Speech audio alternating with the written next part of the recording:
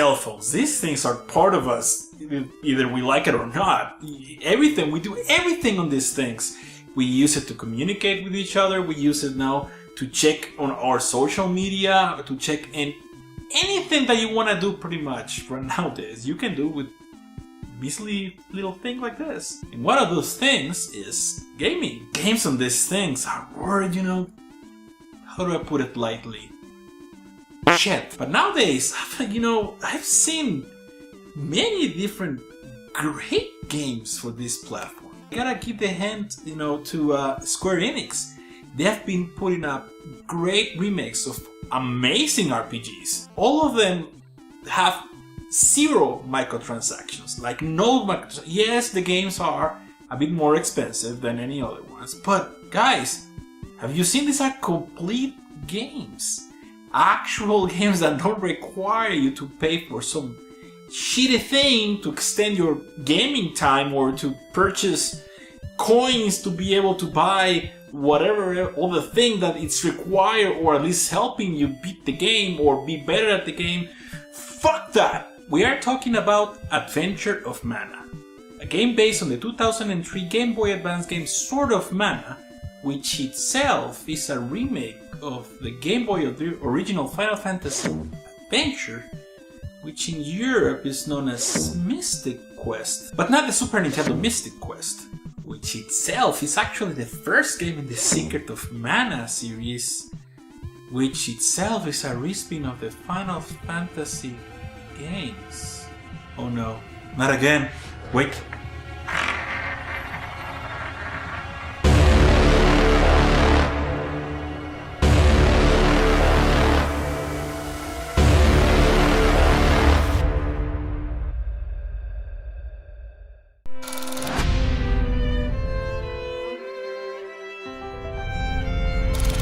Sword of Mana is a reimagining of the Final Fantasy Adventure game. The story is very similar, but there's a bunch of things added to it. You can even choose between 2 characters, and Adventure of Mana is actually a remake of the original 1991 Game Boy game and not the Game Boy Advance game, which you could argue it's kind of a shame. We might need to compare the two at some point in the future. The story itself is fairly straightforward fantasy. It's well executed, yes, but nothing out of the ordinary. There are cool and sad moments that will help you move along the story forward, and at the end, we will have a sense of accomplishment, if not feel a bit sad for what happens. But again, I think this is expected for these types of games. Even for 1991, this was already played out by games like Dragon Quest and even its own big brother, the Final Fantasy series. As the first Mana game, Dark Lord, yeah, that's generic, is trying to get the power of the mana tree because, wants to control the world, I guess, with.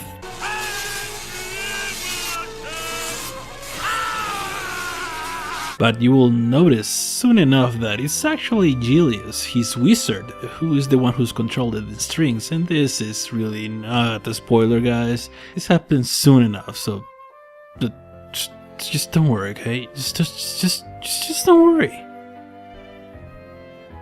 Don't worry. So, you need to stop this from happening, and so your journey begins. Of course, in your path you will have several friends that will aid you at different points of the story. I believe the remake did fix some of the dialogue from the original, but it remains largely untouched, although the 2003 is much better written and the story is much better fleshed out. This one is not bad and it's enjoyable to play along to find more of the story and see people change during the game, but your character in particular does not have an arc. He finishes the same way as he started, and that really disappointed me. Something similar like this happened in the Illusion of Gaia game for the Super Nintendo. The main character doesn't seem to grow, but the characters around him do. Is it a good story? Yeah, I would say so.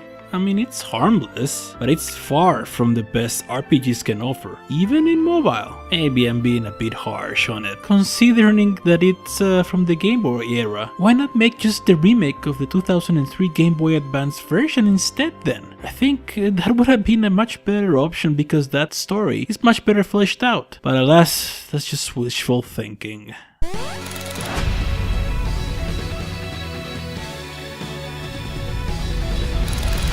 Well, now we're talking. If there's ever an example of how to modernize and do the remake, in the presentation department at least, this is it. Just look at that, everything looks so much better without taking a crap on the original source. I mean, I love me some sprite art, don't get me wrong. Sometimes I prefer it, most of the time actually prefer it than polygons, but in this case in particular, the 3D remake is so well done and it does what it's supposed to do that makes everything pop. And it does so while not crapping or taking the soul out of the original game. It just makes the characters come alive every time I see them. It's just a great looking game. And for the music, oh man, we got now an orchestrated soundtrack taken directly from the original game and it's just awesome. I mean, let's take a listen from some tracks back to back.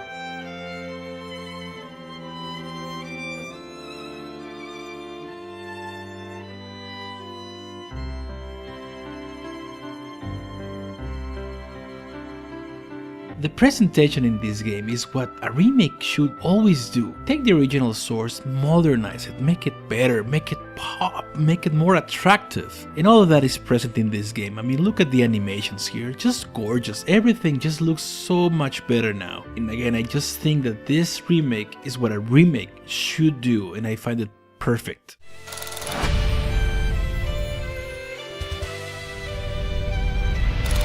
We truly need to talk about the elephant in the room. They're called Trump, man. There's nothing I can do about it. I swear. Paid $2,000 for this trunk.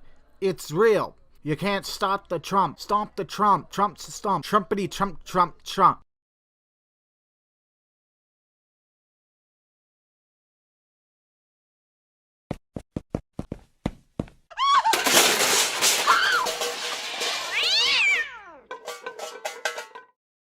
I think he's a little racist towards Mexicans. The touch controls in the game are not great. Yeah, they work for what they are, but it's just not the optimal way to play an action RPG. And we know this. I feel the same way from when I did the Secret of Mana review the first time. The first time I played on the iPhone, I mean, it was not good at all. But one difference that happened back then versus today is that phones nowadays are actually much bigger, making it a bit easier to see with your fat thumbs in the screen. But it's still not a great experience. It's just not tactile enough. It has just zero feedback. Just do yourself a favor and pick up a controller for the game. I use this OTG cable here, and then I connect that to a PS3 controller. You could also get a Bluetooth controller, but to be honest, the small delay that the Bluetooth adds to it, I'm not sure that I like it. The oh-so famous ring system from the Secret of Mana games is back. Well, not back, I mean it's recreated,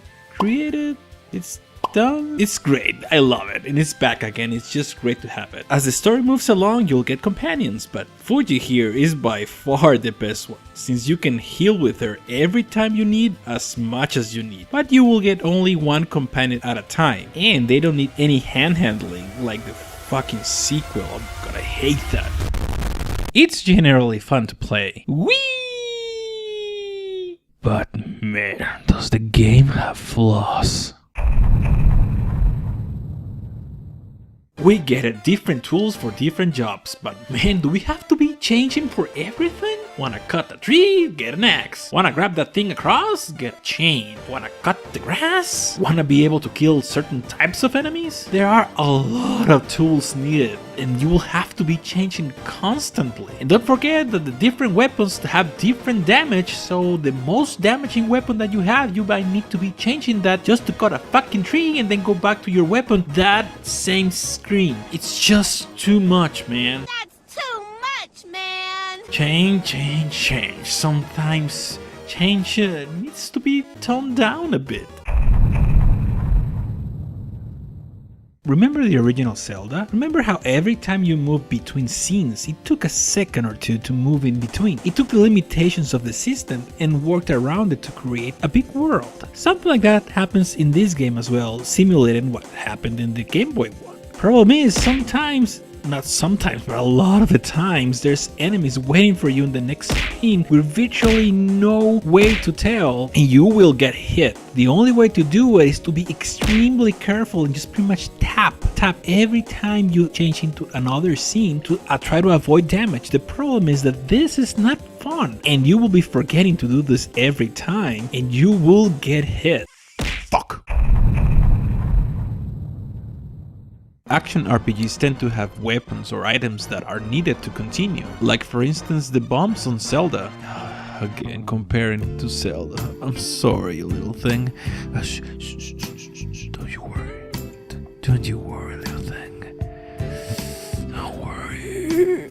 But at least on Zelda you can get bombs by just killing enemies. Here you have two essential items: mattocks and keyrings. You need the mattocks to open cracks, either to open a wall or to destroy a boulder. It's pretty much doing the same job like the bombs do on Zelda. And keyrings are needed to open certain doors. But remember how in Zelda, when you open a door or blasted a wall, they remained like that? I mean, you don't have to use another key, right? Once you use it, it's open and there you go, you can still go to it. Well, imagine that that's just not longer true, where you can be at the end of a dungeon and then you are missing one fucking mattock to continue, or a keyring, so you need to fucking search for one. And when you finally get one, oh wait, all the ones that you already opened are now closed, so you're fucked. You need more now to continue. What the shit is this? And now you gotta get out of your way to go and find a fucking store to buy more of those things that you're needed, and pray that you're gonna have enough to continue, because if not, then you are missing one, you are fucked again. And see that? See that here? Every slot for items can only carry up to 7, so if you have more, it has to occupy another slot. And these are limited, so it prevents you from carrying any other useful items, because you are paranoid pretty much, and you need to have as many of these items as you can carry, because you don't want to be stuck again in the next dungeon. Not only that, but this discourages exploration, because you don't want to be exploring and running out of these essential items while you're doing that. And I think that's very grave in an RPG. You do not want to discourage that from happening. So I think this is one of the worst design flaws of this game, and I'm very disappointed that issues like this were not fixed for this remake.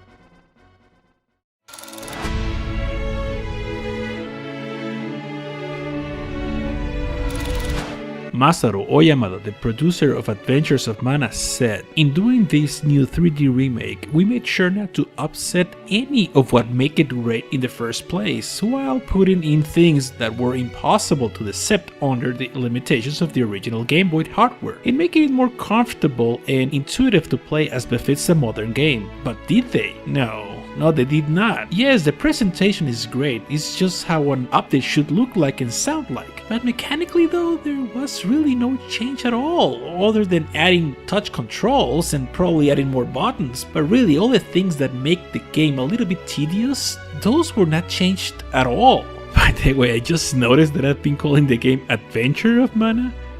It's Adventures of Mana.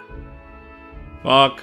That said, it's truly not a bad game. It's just that it's far from perfect.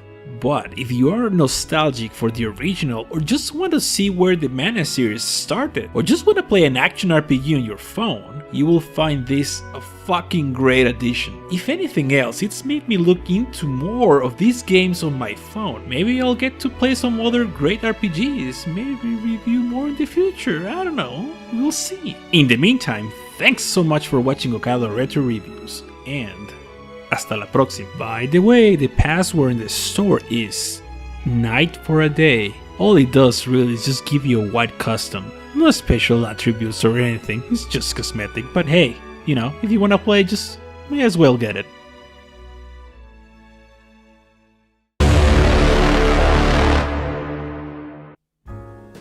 Oh wow, you made it all the way here.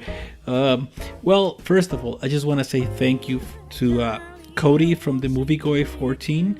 I'll leave the in the description the links for their channels. Also Tyler, he did the animation for Donald Trump, and Cody did the voice of it. Please check both of those channels. I'll leave the descriptions below, and also you can click it right here. I just want to say that it's been a really hectic year for me, and doing these videos, for me, it's actually kind of therapeutic, but it's also as well very hard and actually very stressful to myself to make the best product that I can make, just for, you know, to put it out there. I mean, if one people likes them, to me it's more than enough. So whatever it is, I hope that you continue to watch my videos. I hope you continue to be a part of this channel for whatever I upload. Again, it's hard for me to upload these videos, but just because of the time constraints that I have, but I'll just continue to do them because I just love to do it.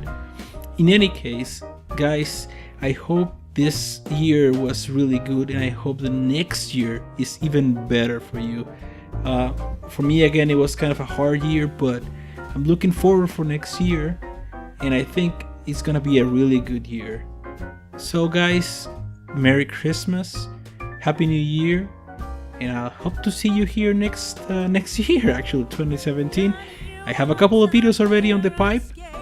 I hope to put them as fast as I can, but if not, you know, fuck it. You know, just watch them and just enjoy them. You know, so just don't be a dick. Just watch them, alright? Alright guys, I'll see you later.